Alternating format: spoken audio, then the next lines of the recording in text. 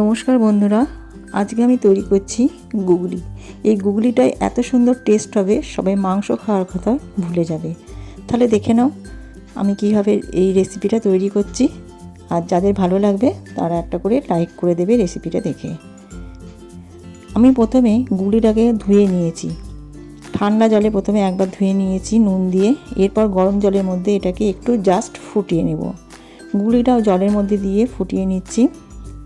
অবশ্যই ওর মধ্যে একটুখানি নুন দিয়ে দেবো। নুন দিয়ে ফুটিয়ে গুগলিটা আমি এবার তুলে নিচ্ছি।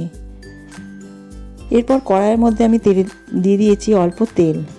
তেলটা একটু গরম হলে গুগলিটা আমি একটু নাড়াচাড়া করে নেব, তবে বেশি ভাজবো না, জাস্ট একটু নাড়াচাড়া করে নেব গন্ধটা কেটে যাওয়ার জন্য। নাড়াচাড়া করে নিয়ে গুগলিটা আমি তুলে নেব এবার। এরপর কড়াইয়ের মধ্যে তেল দিয়ে এর মধ্যে দিয়ে দেবো কেটে রাখা পেঁয়াজ আর রসুন একসাথে আমি হালকা করে ভেজে নেব।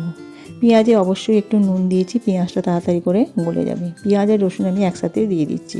তোমরা চাইলে পেঁয়াজটাকে পেস্ট করতে পারো, আমি কিন্তু কুচি কুচি করে কেটে নিয়েছি।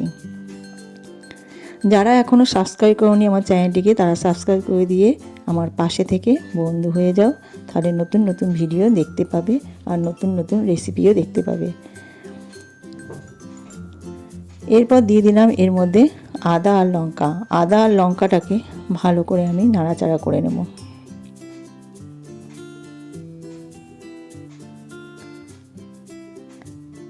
দিয়ে দিচ্ছি এর মধ্যে হলুদ, নুন আর জিরে গুঁড়ো, আর কিছু নেই এর মধ্যে। এবার এটাকে ভালো করে আমি মশলাটা ভালো করে আমি নেড়ে চেড়ে নেব।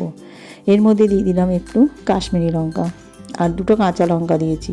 দিয়ে দিলাম একটু সস, তোমরা চাইলে টমেটোও দিতে পারো। আমার কাছে টমেটো ছিল না, তাই সস দিয়ে দিলাম।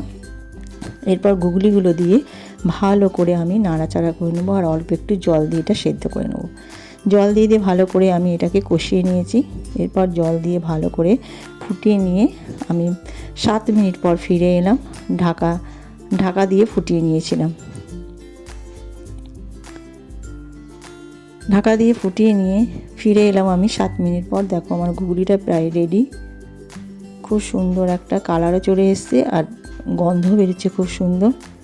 যাই হোক, আমি একটা অন্য পাত্রে এটা ঢেলে নিচ্ছি। রেসিপিটা ভালো লাগলে অবশ্যই লাইক করবে আর বন্ধু হয়ে আমার পাশে থাকবে। ফিরে আসবো আবার একটা নতুন রেসিপি নিয়ে। তোমরা ভালো থেকো, সুস্থ থেকো।